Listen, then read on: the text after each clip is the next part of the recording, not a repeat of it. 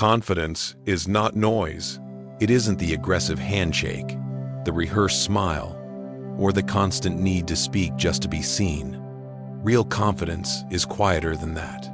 It's the ability to sit still while others fidget, to remain centered when the world expects a reaction and not give one. That trait has a name: nonchalance. And it's the line that separates men with real power from men pretending to have it. Before we go on, keep this in mind. What comes next isn't advice. It's the mechanism behind why certain people attract pressure and why others seem to move untouched. Here's the truth most people never grasp. Attention is currency. Every visible reaction, every emotional spike, every rushed explanation is a payment. Most people spend it carelessly. The nonchalant man hoards it. He doesn't chase. He doesn't justify. He doesn't rush to clarify himself. He makes the world earn access to his time, his words, his approval. This isn't indifference. It's leverage. Nonchalance is controlled detachment, a deliberate signal that says, "Nothing here can knock me off balance." And that signal does something dangerous. It frustrates rivals. It unsettles manipulators. It pulls allies closer. While others swing emotionally, you remain still, and stillness becomes dominance. Machiavelli would recognize this immediately. Power that doesn't announce itself. Authority that doesn't argue. Influence that doesn't beg. The quiet mask of control. Once you learn to wear it, something shifts. People stop pushing, stop testing, stop probing for reactions. Not because you threaten them, but because uncertainty makes them cautious. Nonchalance is not calmness alone. Calm can be passive. Nonchalance is active restraint. It's the ability to step outside emotional chaos and watch it unfold without being dragged into it. Most people react instantly to insults, pressure, temptation, because silence terrifies them. Doing nothing feels like losing. That's why nonchalance is so disturbing to others. It denies them the game. Think about it. The loud man is readable. The emotional one is predictable. Their patterns expose them. Their weaknesses can be pulled on like strings. But the one who shows nothing? That's the problem. That's the variable no one can calculate. When someone cannot read you, they begin to imagine. And imagination always exaggerates. Machiavelli wrote that a ruler must appear unshaken whether things are flourishing or collapsing. Not because appearances are fake, but because perception governs behavior. If people believe you're unmovable, they will treat you as such. This is where nonchalance turns lethal. You don't need to act. Your refusal to act becomes the move. Others start asking questions you never voiced. Does he know something I don't? Is he waiting? Is this intentional? And because humans hate uncertainty, they rush to resolve it. They overextend. They reveal themselves. They move first. That's the trap. The best negotiators, leaders, and power players understood this instinctively. The one who stays composed the longest doesn't win by force. He wins because everyone else cracks under the pressure of silence. Nonchalance also makes you immune to manipulation. Emotional bait only works if you bite. Insults only land if you defend yourself. Provocation only succeeds if you react. The nonchalant man watches the hook float by and does nothing. The manipulator burns energy. You conserve it. Make no mistake, this is not laziness. Laziness avoids action. Nonchalance delays it. It's about timing your moves so precisely that resistance collapses on its own. In power dynamics, the impatient lose to the still lose to the patient, and the patient lose to the nonchalant, because nonchalance is patience weaponized. Look anywhere power exists. In business, the one who doesn't rush gets the better terms. In relationships, the one who can walk away without tension gains leverage. In crises, the composed leader is assumed competent even if the fire is raging behind the curtain. Nonchalance flips the hierarchy. Instead of chasing approval, you become the standard. Instead of scrambling for position, you occupy it by default. Instead of reacting to the room, you set its temperature. Once people start working for your attention, your response, your validation, you control the pace. You decide when things move forward, when they stall, and when they end. That is power. And nonchalance doesn't just protect you. It bends the psychology of everyone watching. First, it creates uncertainty. People crave feedback to confirm influence. Anger wants fear. Pride wants admiration. Provocation wants reaction. When you give nothing, they spiral internally. They overthink. And overthinking produces mistakes. Second, it generates respect even from adversaries. Composure signals competence. A man who doesn't rush to defend himself is assumed to stand on solid ground. Whether that's true becomes irrelevant. Perception locks in. Third, it disarms manipulators. Their scripts depend on predictable responses. When you refuse to play your part, they lose rhythm. Frustration sets in. Sloppiness follows. Weakness shows. Fourth, it creates mystery. Silence invites projection. People assign depth, strategy, and hidden intent where none may exist. And that makes you harder to challenge directly. Fifth, it turns pressure into leverage. In heated moments, people expect escalation. When it doesn't come, they question themselves. Am I misjudging this? Am I overreaching? Your calm becomes a mirror, reflecting their instability. And finally, this is where hierarchy changes without a word. Nonchalance rearranges status. The man who doesn't react becomes the reference point, the axis others orbit, the one who never needs to raise his voice to be felt. And once that shift happens, you're no longer just in the room. You control it. In any group, the man who governs his emotions quietly governs the room, not through force, not through dominance displays, through composure. While others react, he remains steady, and that contrast alone elevates him above them. This is why nonchalance was cultivated by emperors, envoys, and men who ruled without raising their voices. They understood something primitive in human psychology. The person least affected appears the most dangerous. The one who doesn't flinch is assumed to be operating from advantage. And this effect compounds. Every interaction adds weight to your reputation. You become the man who cannot be rattled, rushed, or bent. People stop pressing you, stop challenging you openly. They begin to measure themselves against you instead. Approval starts flowing in your direction not because you demanded it, but because they sense you're playing a longer, colder game than they are. At this point, you're no longer reacting inside the drama. You're shaping it. But here's the twist most people miss. The real power of nonchalance isn't how others perceive you. It's how you change. When you train yourself to remain calm under pressure, you exit the cycle of reaction entirely. You stop letting noise dictate your tempo. And in a world addicted to urgency, nothing is more threatening than a mind that cannot be provoked. Nonchalance is not a performance. It's armor. It's the silent declaration that nothing forces your hand. Nothing rushes you. Nothing matters unless you decide it does. But no one is born with this. It's forged. The untrained imitate calm. The trained own it because they control their reactions at will. The training begins with urgency. Most people live enslaved to immediacy.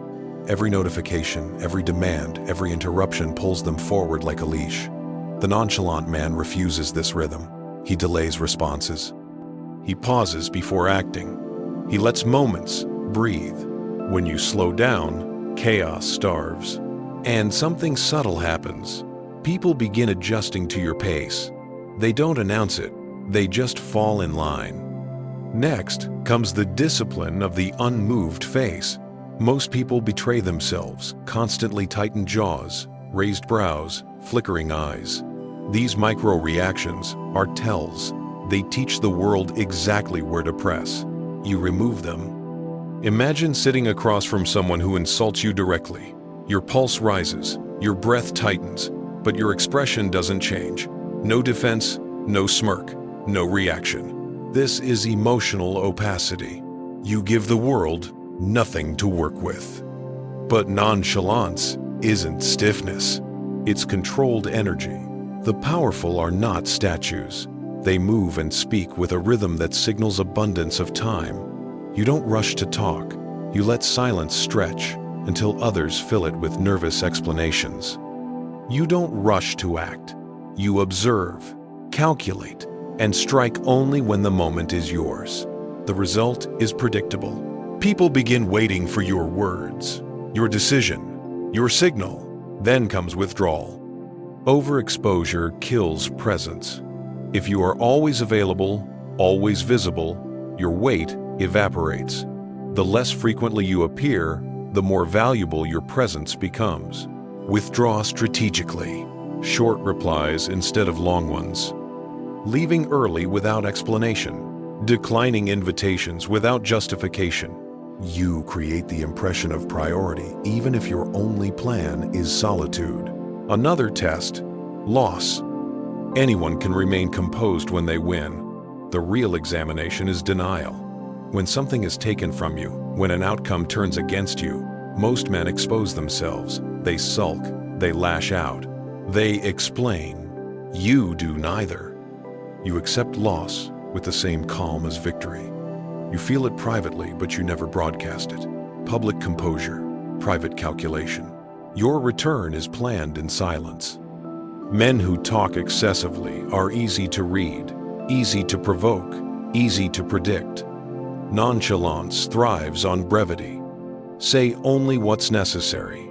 Deliver it without strain. Let others do the interpretive work. That uncertainty builds gravity. And understand this clearly. Nonchalance is not indifference. It is selective care.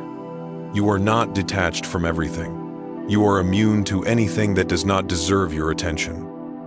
Those who understand power treat attention like gold. They don't waste it. They invest it where it multiplies influence. When this training settles in, the shift becomes obvious. People speak differently around you. They lower their tone. They choose words carefully. They hesitate before asking, not because you demanded respect, but because your presence implies boundaries that don't need to be explained. Nonchalance is silent dominance.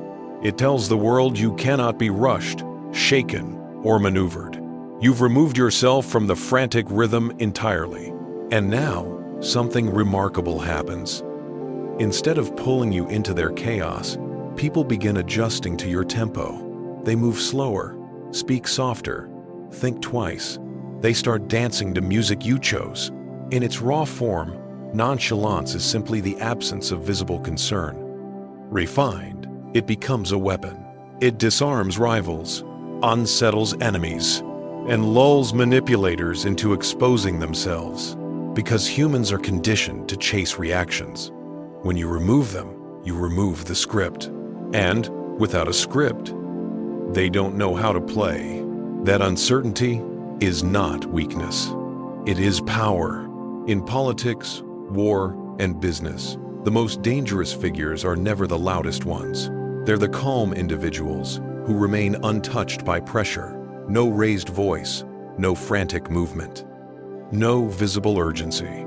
And that calm infects the room. Everyone around them begins to question themselves. Why aren't they worried? What do they know that I don't? That imbalance alone shifts power. No confrontation required. This is where nonchalance becomes a weapon, because perception is reality. The way you react or refuse to tells others exactly where you stand. A leader who looks desperate invites control. A negotiator who flinches invites worse terms. A man who visibly seeks approval hands over leverage before the game begins. But the one who stays composed during chaos sends a message without speaking. I am not pressed. I am not rushed. I decide when this moves. History's most effective tacticians didn't fight with noise. They fought with presence. When others exploded emotionally, they stayed still. When rumors spread, they neither confirmed nor denied. They let uncertainty expand. That restraint wasn't weakness. It was pressure tightening silently. You can use the same tactic daily. When someone provokes you, don't meet their energy. Let their anger burn alone. It makes them unstable while you remain centered. When someone demands urgency, slow down. Silence cuts deeper than words ever could. The less you react, the more others expose themselves. Nonchalance also warps attraction. People are drawn to what they can't fully read or control. If you appear eager, your value feels fixed, accessible. But selective detachment turns you into a puzzle. And people chase puzzles, not answers. In chasing clarity, they place themselves in your orbit. But here's where most fail. They confuse nonchalance with laziness, or indifference, or emotional absence. True nonchalance is active. It requires awareness, timing, and restraint. You must read the room constantly, sense when to withhold and when to act. Too distant, and you disappear. Too open, and the mystery collapses. Power lives in the balance. There is also an offensive edge to nonchalance. Appearing disengaged invites underestimation. Others relax. They overreach. They expose themselves. And when they're convinced they hold the advantage, you move. In politics, this looks like letting a rival believe they're winning. In negotiation, it's appearing indifferent until the terms suddenly bend in your favor. Visible ambition alerts enemies. Calm hides hunger. That's why the most effective power players are underestimated early. They appear detached while quietly arranging the board. To master this, your inner state must match your outer calm. If you're raging inside, it will leak. Real nonchalance comes from detachment from outcome, not from apathy, but from control. You pursue goals precisely without begging them to validate you. That is the posture of a ruler. When this is authentic, others can't shake you. Competitors grow frustrated. Negotiators become cautious. Admirers become fixated. The rhythm bends around you. And make no mistake, your calm will be mistaken for weakness. Until the moment it isn't. Until the moment you act decisively and they realize too late. Your stillness was not peace. It was a blade held steady, but this weapon cuts both ways. Misuse it, and it turns on you. First danger, mistiming. Stillness in the face of opportunity is not power, it's paralysis. Calm is the surface. Beneath it, movement must always exist. Second danger, indifference. Detach too much and you lose awareness. Ignore the currents, and one day the board flips against you without warning. Third danger, silent enemies. Appearing untouchable breeds resentment. Some won't confront you, they'll plot. Calm wins appearances, but can invite wars you never see forming. Fourth danger, misusing it in close bonds. What commands respect publicly can erode trust privately. Loyalty requires selective vulnerability. Power isn't emotional absence, it's emotional timing. Final danger, believing the mask. Wear it too long and you forget who you are beneath it. You don't become strong, you become hollow. The mask must be removable. If it fuses to your face, it owns you. Machiavelli warned that power demands adaptability. Ice in one season, fire in another. Unreadable in public, human in private. Nonchalance at its peak is performance. Not how you feel, what others believe you feel. The moment you start performing it for yourself instead of for strategy, it stops being a weapon. Final rule: stay unreadable, but never unresponsive. Stay composed, but never inert. Stay above the noise, but close enough to hear danger coming. Because the moment you forget, your calm is a weapon. It becomes your coffin,